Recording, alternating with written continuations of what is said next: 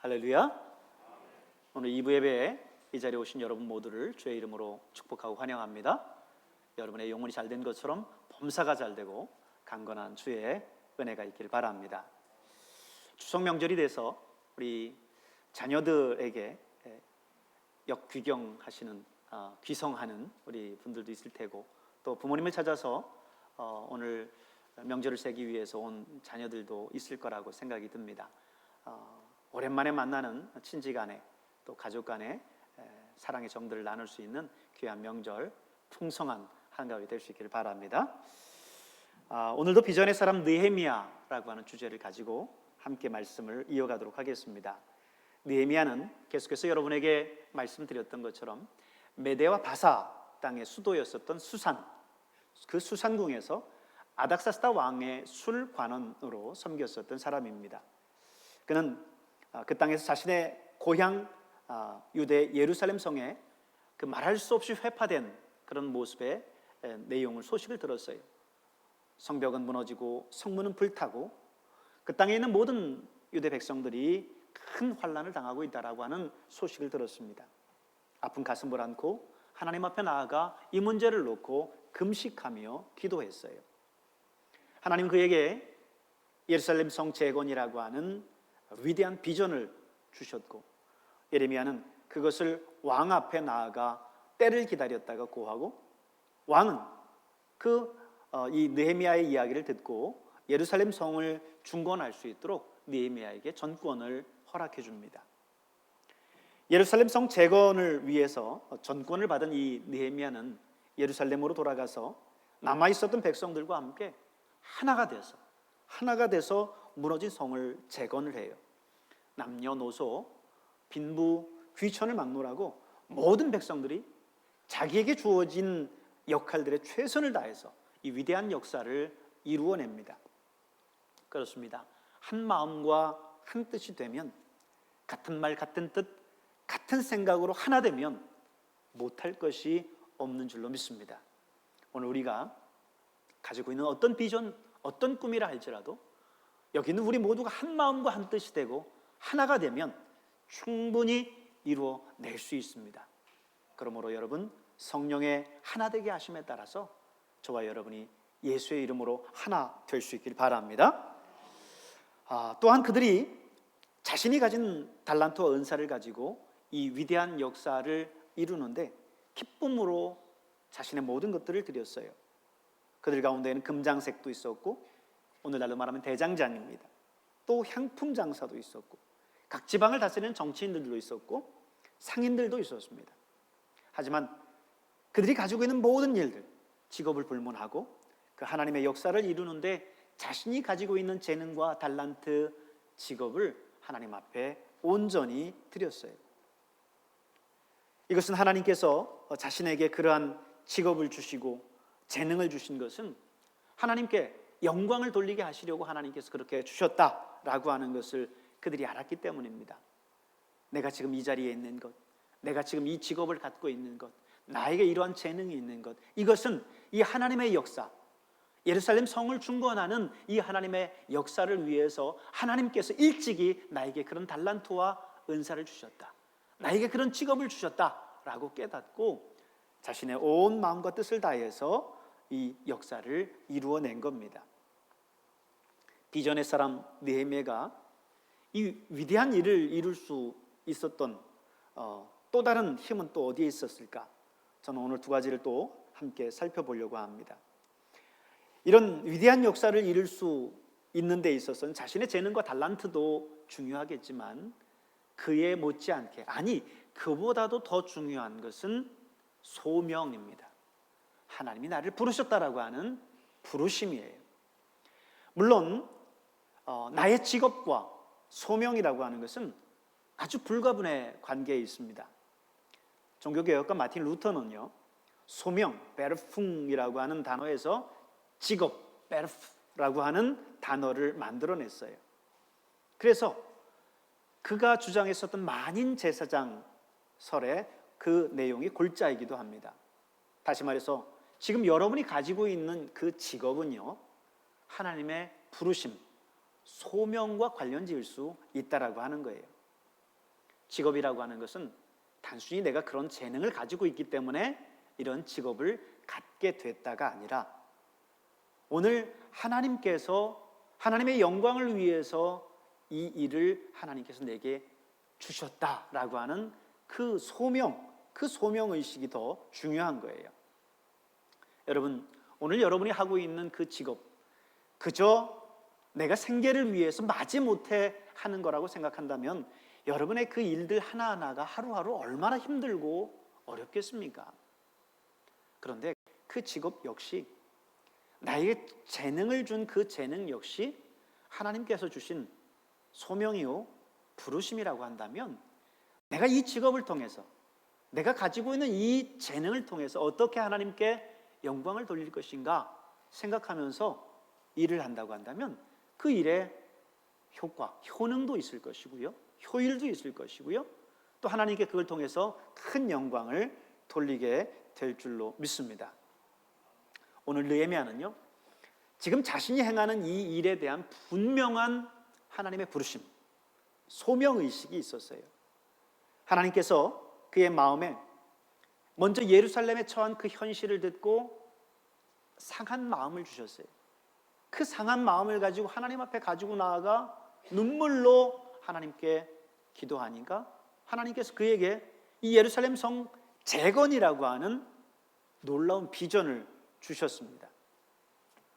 당시 예루살렘 성을 재건한다라고 하는 것은 여러모로 난관이 많았어요.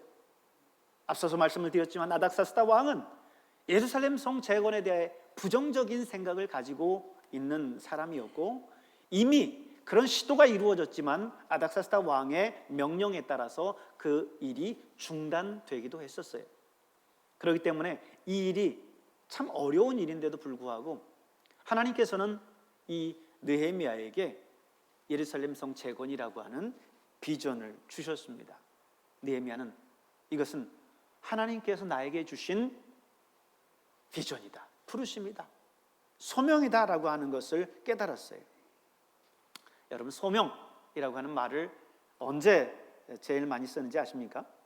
보통 목사님들이 세상 일 하다가 하나님께서 갑자기 자신을 부르셔서 소명을 주셔서 주의 사역을 시작하게 되었노라고, 그때 소명이라고 하는 단어를 아주 자주 쓰지요. 그래서 사실 신학대학에 입학할 때에 제일 중요한 것이 소명입니다. 아무리 입학 성적이 좋다 하더라도요, 소명이 없으면 할 수 없는 게 이 일입니다. 그런 사람들은 입학해서 들어왔다 할지라도 신학 공부하는 동안, 그리고 사역 초기에 이것이 나에게 맞지 않는구나 생각하고 그 길을 대부분 포기합니다. 제가 신학을 시작할 때만 해도 저희 신학과에 함께 입학했었던 신학과 입학 정원이 100명이었어요. 근데 지금 헤아려 보면 목회 현장에 남아있는 동기들이 거의 절반도 되지 않습니다. 왜 그럴까요? 세상적으로는 이 길이 그리 좋은 길이 아니거든요. 흔히 신학할 때 가난한 신학생이라고 하면서 신학생 앞에 가난한이라고 하는 이 수식어를 항상 붙였어요. 왜냐하면 신학생들이 신학하면서, 그리고 또 전도사로서 사역 초반기에 사역을 해나가면서 참 많은 경제적인 어려움들을 겪거든요. 저 역시 신학하면서, 특별히 저희 부모님이 반대하는 가운데 혼자 고학하면서 신학하면서 식권이 없어서 굶어야 될 때도 있었고, 다른 사람들과 함께 식권을 가지고 식판에 밥을 이만큼 많이 달라고 해서 받아가지고 그걸 가지고 같이 나눠 먹기도 하고 그랬었어요.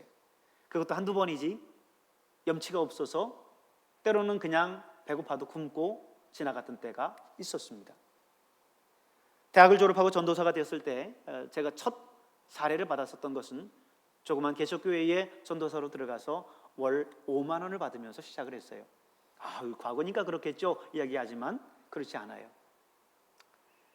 1994년이었는데 그때 5만 원이면 그때도 엄청나게 적었습니다. 1년 후 10만 원, 또 1년 후 20만 원. 그래도 하나님의 은혜로 배로 받았어요. 우리 큰애가 태어나서 젖먹이였을 때에는 분유가 없어서 정말 분유를 못 살 정도였어요. 기껏 대학 공부하고 대학원 석사 과정까지 들어가서는 지금 한단 일이 고작 그거냐면서 안 믿는 저희 부모님들이 얼마나 속상해하면서 저를 타박했는지 모릅니다. 소명이 없는 사람이 어찌 이 일에서 할 수 있겠어요? 때로는 어떤 사람들은 그래요. 할 일 없어서 신학하는 사람이 있노라고. 부정적인 측면에서 볼 때 그런 사람들이 없지 않겠죠. 그러나 그런 사람들은 결국은 다 나중에 목회 현장에서 떠납니다. 그 현장 속에 사역하는 게 힘들거든요. 반지하방에서 오늘날 수제를 겪듯이 서울에서 반지하방 그 수제 겪는 거 있잖아요. 제가 겪었었던 수제예요. 자다가 침대에서 화장실에 가려고 딱 내렸는데 발이 첨벙해요. 방까지 물이 덮쳤어요. 이게 무슨 일인가 하고 현관문을 열었는데 마치 영화의 한 장면처럼 물이 현관을 통해서 쏟아져 들어오는데 급하게 문을 닫았어요. 나중에 저희 집안 살림 가게 도구들, 가재 도구를 다 드러내서 닦고 방바닥 퐁퐁으로 걸레질하면서 그렇게 닦았어요. 여러분, 소명이 없으면 할 수 없어요. 그래서 신학대학 면접시험에서 지원자가 소명이 있는지를 항상 꼭 먼저 물어봅니다. 열린교회 김남준 목사님의 저서 가운데, 유명한 책 가운데 기독교 고전처럼 여겨집니다. 이제는 자네 정말 그 길을 가려나 라는 책이 있어요. 겉으로는 목사의 모습이 참 화려하고 멋져 보이죠. 많은 사람들 앞에서 설교하고 다른 사람들 앞에 관심과 조명을 받으니까 괜찮아 보입니다. 그러나 그 이면에서 겪어야 할 수많은 고통과 아픔들을 안다면 그 길에 대해서 다시 한번 묻지 않을 수 없습니다. 그래서 이제 그 신학의 길을 통해서 목사가 되겠다고 하는 사람들 앞에 묻는 질문이에요. 자네 정말 그 길을 가려나? 묻는 겁니다. 분명한 부르심이 없이는 이 일들을 할 수 없기 때문입니다. 세상적으로 똑똑하고 수능 만점 받았다고 해서 목회 잘하는 거 아니에요. 또 반대로 꼴찌 성적으로 학교에 턱걸이로 입학했다라고 해서 목회 못하는 것 아니에요. 인생은 성적순이 아니라고 그러죠. 목회 역시 성적순이 아닙니다. 목회는 하나님의 분명한 부르심과 소명이 있어야 돼요. 그런데 여러분, 사실 이 소명이라고 하는 게요, 목회만이 아닙니다. 모든 일에 있어서도 마찬가지예요. 여러분이 지금 가지고 있는 직업과 지금 하시는 그 일에 있어서도 마찬가지로 하나님의 부르심, 소명이 분명해야 돼요. 하나님께서 정말 내가 이 일을 하도록 부르셨는가 라고 하는 내 직업에 대한 소명의식을 갖는 게 중요합니다. 오늘 본문의 1절에 있는 말씀, 3장 1절이죠. 말씀을 한번 다 같이 읽어볼까요? 같이 읽습니다. 시작.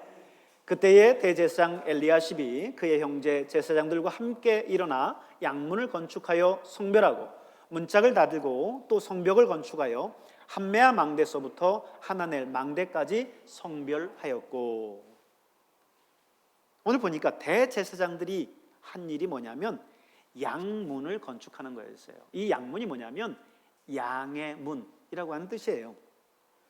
제사장들이 제물을 바치기 위해서 제단을 향해서 가야 되는데 그때에 반드시 통과해야 되는 문이 바로 이 양문입니다. 그렇기 때문에 제사에 관련된 곳이기 때문에 제사장들이 하는 게 맞아요. 그래서 그 양문을 건축하는 일을 누가 했다는 거예요?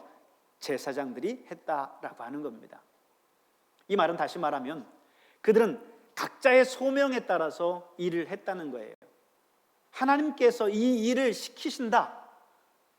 이 일은 하나님께서 내게 주신 일이다 확신했기 때문에 이 일을 한 겁니다.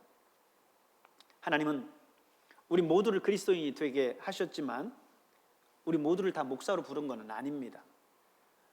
우리가 해야 할 일은 다 따로 있어요. 목사는 목사대로 해야 될 일이 따로 있고요. 여러분은 여러분대로 해야 될 일이 따로 있습니다. 여러분이 교회에서 이제 받은 직분 그대로, 또 여러분이 사회로 나가서 사회에서 가지고 있는 직업대로 여러분이 해야 될 일들이 있는 거예요. 그 일을 벗어나서 내 부르심이 아닌 그 일에 여러분이 헤매어서는 안 됩니다.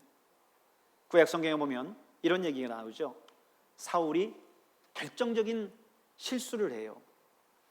이스라엘은 항상 전쟁을 앞두고 하나님 앞에 먼저 전쟁의 승리를 위해서 제사를 드립니다. 근데 오늘 사울이 전쟁을 앞두고 있어요. 그래서 당시 선지자요 제사장이었었던 사무엘을 불렀는데 사무엘이 안 오는 거예요. 자꾸 지체되고 늦습니다. 기다리다 못해 사울이 내가 드리지 뭐 하고 제사를 드렸어요. 그런데 두려운 것은 이것이 그가 왕 위에서 쫓겨나게 된 결정적인 계기였다는 거예요. 하나님은 이 일을 근거로 해서 사울에게 그의 왕위를 이제 내려놓게 만들죠. 자신이 해야 할 자신의 부르심이 있어요. 그 부르심에 최선을 다하고 충성하면 되는 거예요. 목사는 목사대로, 장로는 장로대로, 권사는 권사대로, 목장장과 목장 강사는 목장장과 목장 강사대로 하나님께서 내게 주신 그 직분에 최선을 다하면 되는 거예요. 오늘날 교인들은 내가 무엇을 가지고 하나님의 일에 참여할 건가, 이 일에 대해서 별로 고민을 하지 않아요. 하나님이 어떤 일로 나를 부르셨는가 고민하지 않습니다. 하지만 우리는 이런 문제들에 대해서 고민하고 기도해야 돼요. 하나님은 내가 어떤 일을 통해서 하나님께 영광 돌리기를 원하실까? 이것이 바로 나의 소명을 찾는 일이에요.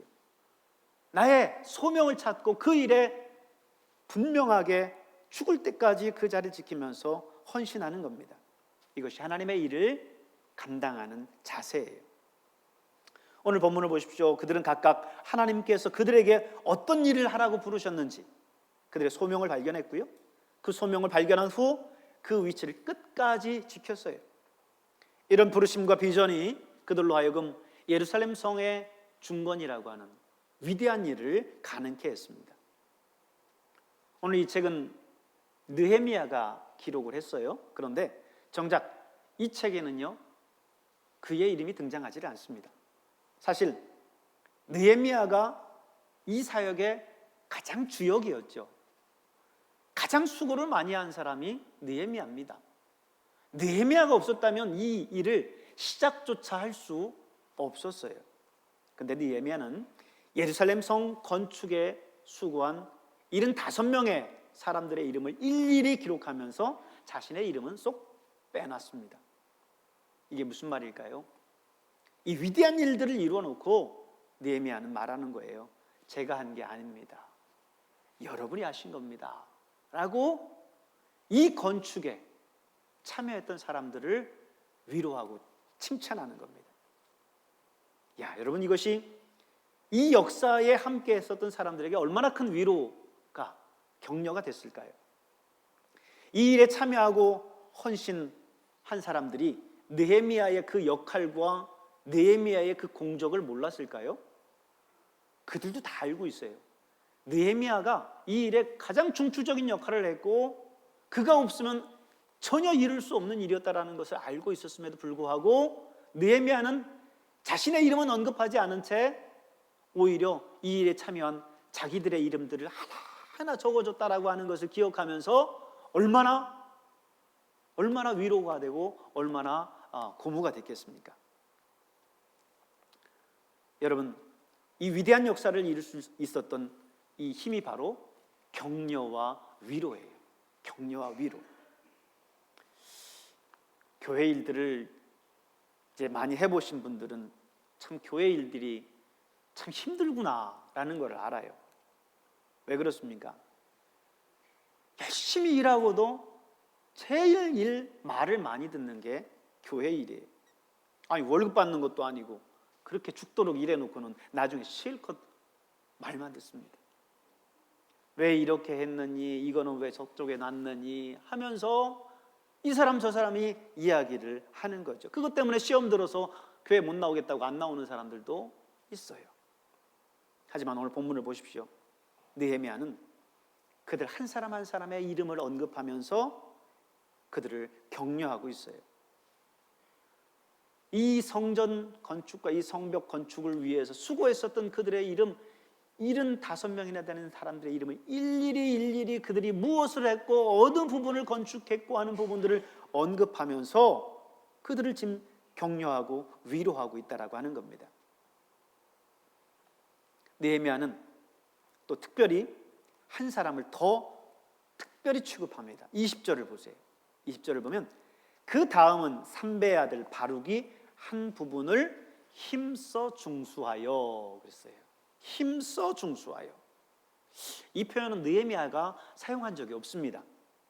보통은 누구는 어떠어떠한 일을 했고 하고 그 사람의 이름과 그가 한 일에 대해서만 언급을 했지, 오늘 20절처럼 바룩은 특별히 힘써 일했다라고 강조하지 않았습니다. 바룩에게서만 이렇게 이 표현을 쓰고 있는 거예요. 그렇죠? 오늘 우리 백암교회가 이제 조금 있으면 창립 92주년 기념일을 맞게 될 텐데, 사실 이 92주년이 되기까지 얼마나 많은 사람들이 이 교회를 위해서 자신의 땀과 눈물을, 그들의 시간과 열정을 헌신했겠습니까? 많은 사람들의 이름을 기록한다면 지금 아마 몇백 명의 이름들을 기록할 수 있을 거예요.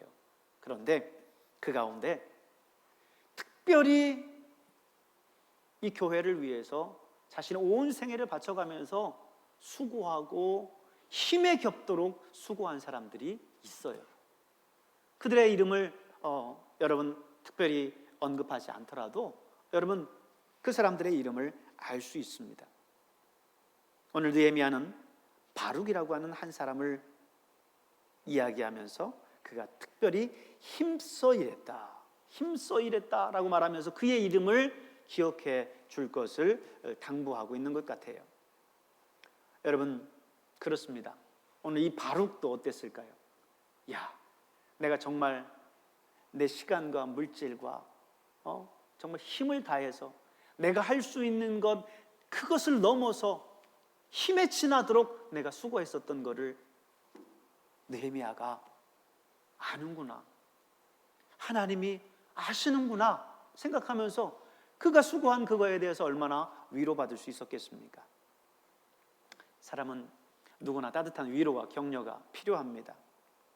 물론 그 보상과 대가를 바라고 봉사하거나 헌신한 건 아니지만 그래도 칭찬과 격려가 필요해요. 가끔은 집사님 너무 고생하셨어요, 고마워요 이야기하면 목사님 그러면 마세요, 하늘에 제 상급 작아져서 안 돼요 이렇게 말씀하시는 분도 있어요. 물론 그런 말을 그분은 할 수 있겠죠. 그러나 우리는 어떻게 해야 돼요? 칭찬하고 격려하는 게 맞습니다. 칭찬하고 격려해야 돼요. 여러분 교회 안에서 아무도 모르게 교회를 위해서, 또 여러분이 이 예배드리는 이 자리를 위해서 알게 모르게 수고하고 봉사하는 사람들의 그 손길을 여러분 얼마나 기억하고 계신가요? 그들의 수고에 대해서 한 번쯤 손잡아 주면서 집사님 고생하셨어요, 집사님이 이렇게 수고해 주셔서 우리가 이렇게 예배 정말 이렇게 하나님 앞에 예배 드릴 수 있네요, 고마워요, 이렇게 한번 이야기했었던 때가 언제입니까? 그 수고를 기억했던 때가 언제입니까? 여러분의 가정으로 돌아가서 여러분의 남편과 여러분의 아내의 손을 붙잡고 고마워 여보, 수고했어, 당신이 있기 때문에 내가 힘이 나 라고 하는 이 격려와 축복의 말, 그 말을 했던 때가 언제입니까? 사랑하는 자녀들을 붙들고 사랑하는 아들아 딸아, 너가 내 아들로 딸로 있는 게 나는 너무나 고맙다, 그를 칭찬하고 격려했던 게 언제입니까? 칭찬과 격려를 먹고 더 하나님 앞에 멋진 하나님의 사람으로 성장해 나갈 수 있는 겁니다. 사도 바울은요 신약에서 이 칭찬과 격려를 이야기할 때 제일 강조한 말이 있는데 그게 뭐냐면 서로라는 말이에요. 서로. 우리 몇 가지 말을 제가 성구를 뽑았는데 같이 한번 읽어보도록 하겠습니다. 데살로니가전서 5장 11절 같이 읽습니다. 시작. 그러므로 피차 권면하고 서로 덕을 세우기를 너희가 하는 것 같이 하라. 히브리서 서로 돌아보아 사랑과 선행을 격려하며. 로마서 14장 그러므로 우리가 화평의 일과 서로 덕을 세우는 일을 힘쓰나니. 로마서 15장 우리 각 사람이 이웃을 기쁘게 하되 선을 이루고 덕을 세우도록 할지니라. 15장 7절 그러므로 그리스도께서 우리를 받아 하나님께 영광을 돌리심과 같이 너희도 서로 받으라. 어떻게 했어요? 서로 격려하고 위로하고 칭찬하라는 거예요. 그것은 누군가 일방적으로 하는 게 아니라 어떻게 해요? 서로 하라는 거예요. 서로 하라는 거예요. 제가 여러분을 칭찬하고 여러분도 저를 칭찬해 주시고 그래서 그 칭찬으로 힘이 나고 하는 거죠. 목사님 오늘 말씀에 은혜 받았어요. 목사님 일주일 동안 기도하시면서 수고하고 준비한 그 말씀 고생하셨죠? 감사합니다. 그냥 한마디가 1,000원이 들어요. 10,000원이 들어요. 그죠? 그 한마디가 큰 위로가 되고 희망이 되고 힘이 되는 거예요. 또 여러분 한 사람 한 사람 집사님 일주일 동안 직장 다니면서 요즘 참 힘들고 어려운데 교회 나오시느라고 얼마나 고생하셨어요. 감사해요. 고마워요. 이 말 한마디 한마디가 우리에게 큰 소망이 되고 위로가 되는 겁니다. 여러분 서로 격려하고 위로하실 수 있길 바랍니다. 사도행전을 보면요, 사도행전 전체를 아우르는 마치 주인공처럼 등장하는 사람이 있어요. 그 사람이 누구냐면 전반부에는 베드로고 중후반부는 바울입니다. 그래서 사실은 베드로보다도 바울의 행적이 사도행전에 더 많이 나타나 있지요. 그런데 사실 이 바울이 있기까지 바나바라고 하는 한 사람이 있었기 때문에 오늘 바울이 있을 수 있었어요. 바울은 어떤 사람입니까? 그가 예수님 만나기 전에는요, 예수 믿는 사람을 핍박하던 핍박자였어요. 그가 예수님을 만났던 그때에도 제사장으로부터 예수 믿는 사람들을 체포할 수 있는 체포 영장을 받아가지고 다메섹까지 쫓아갔었던 열심히 극심이었었던 사람이었어요. 그런데 그가 다메섹에서 예수님, 부활하신 예수님을 만나죠. 그리고 그의 일생일대 회심, 변화를 겪습니다. 그리고 예수의 사람이 됐어요. 그런데 그가 예수의 사람이 되고 예루살렘 교회에 와서 성도들에게 인사 나누고 사도들과 교제를 하려고 하는데 사도들이 아이고 바울 어서 와요. 고생했어요. 이제는 우리와 한 가족이에요. 그렇게 반갑게 인사했겠습니까? 아니에요. 얼마 전까지도 그 서슬퍼런 바울의 그 핍박을 기억하기 때문에 바울의 모습을 보고 저놈이 도대체 이번에는 어떤 흑심을 가지고 우리 예루살렘 교회 공동체 안에 들어왔을까? 분명히 들어와서 무언가 예루살렘 전체 예수 믿는 사람들과 사도들을 잡아 가두려고 흑심을 품고 스파이로 들어왔을 거야.